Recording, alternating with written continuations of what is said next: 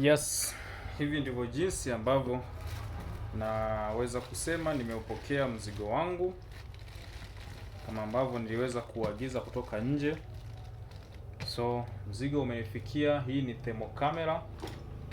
Nitaifungua tuone kilichomo ndani ya kibahasha hichi.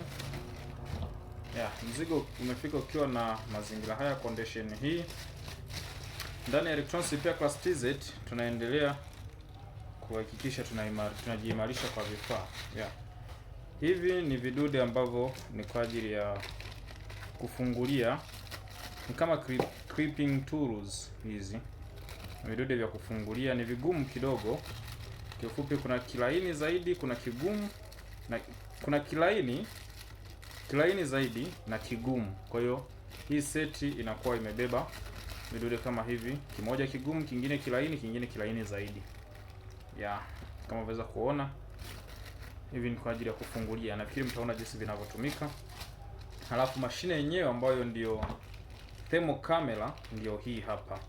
Thermocamera ndio ile ambayo nimeionyesha kwenye video iliyopita, ama video ya hivi karibuni, ya kuonesha jinsi ambavyo tunaweza kuona matatizo ya joto dogo sana bila kuharibu processor ama kuharibu kifaa kingine chochote ama components nyingine yoyote ambayo iko kwenye nani. Inakaa damage kidogo box na huku imefinyika, lakini sio tatizo. Kikubwa zaidi ni kuhakikisha tu tukute kwamba mzigo uko vizuri. Na kweli tukiangalia inakuja na kibegi chake.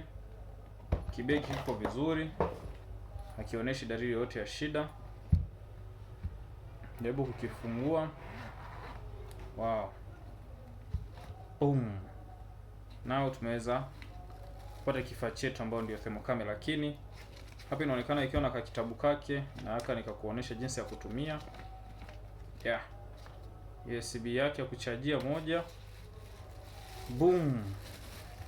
Kifaa chenyewe ndicho hiki hapa. Hii ndio thermocamera niliyokuwa nikizungumzia always. Wakati wote nilikuwa nazungumzia kifaa kama hichi, thermocamera. Wow. Kifaa kumbe ni kikubwa. Nifikiri katakuwa kadogo sana.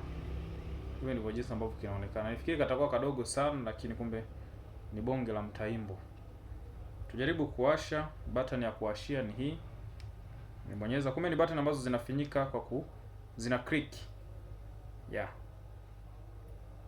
Thermocamera now is alive in Electronics Repair Class TZ.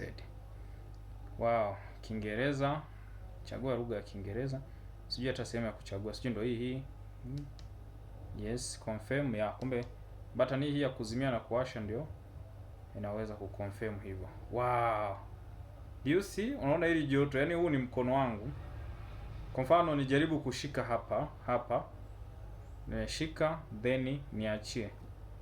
Wow, yani inaona joto ambalo liko chini sana.